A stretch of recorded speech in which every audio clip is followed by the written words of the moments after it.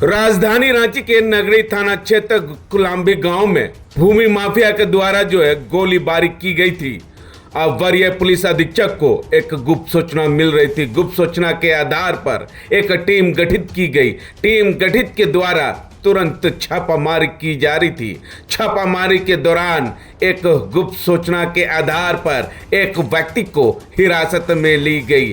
Police की ओर से हिरासत में लेकर पूछताछ की जा रही थी। जो हथियार से गोलीबारी की गई थी वो हथियार कहाँ है, तो वो बताया कि मेरे दोस्त के पास रखा हुआ है। वहीं पुलिस के द्वारा उसके दोस्तों के घर में छापामारी की गई।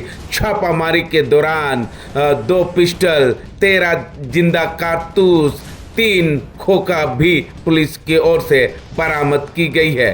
क्या कुछ ग्रामीण एसपी प्रेस वार्ता करके कह रहे हैं, सुनाते हैं आपको। देखिए, दूसरी घटना नगरी थाना क्षेत्र की है। तो यहाँ पर एक दिन पहले एक गांव है कोलाम्बी गांव, वहाँ पर कुछ व्यक्ति गए और वहाँ पर हवाई फायरिंग की गई थी। टोटल 3 राउंड फायर किए गए थे वहाँ पर। और इसकी सूचना जितने भी लोग थे वहाँ पे चश्मदीद थे, इन लोग के द्वारा डराया धमकाया भी गया कि इसकी सूचना पुलिस को ना दे, नहीं तो उन पर भी कार्रवाई की जाएगी। परंतु इसकी गुप्त सूचना वरीय पुलिस अधीक्षक महोदय को प्राप्त हुई और जैसे ही सूचना का सत्यापन हुआ तो वरीय पुलिस अधीक्षक महोदय द्वारा एक SIT टीम का गठन किया गया DSP अरविंद कुमार के नेतृत्व में, और उसमें जो नगरी थाना प्रभारी है वो भी शामिल थे। जब इस SIT टीम के द्वारा जगह जगह पर जाकर छापेमारी की गई और सूचनाओं का सत्यापन किया गया, उसके पश्चात एक व्यक्ति जिनका नाम है अनूप कुमार, उनको हिरासत में लिया गया।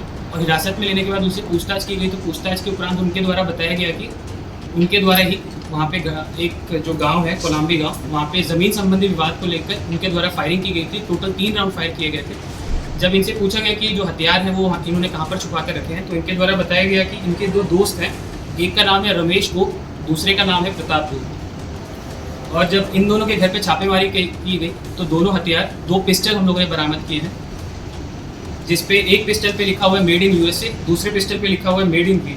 और टोटल 13 जिंदा कारतूस हम लोगों ने बरामद किए हैं और 3 खोखे जो इन्होंने फायरिंग की थी घटनास्थल पर जाकर। और इनमें से भी किसी भी व्यक्ति का पूर्व से आपराधिक इतिहास नहीं है।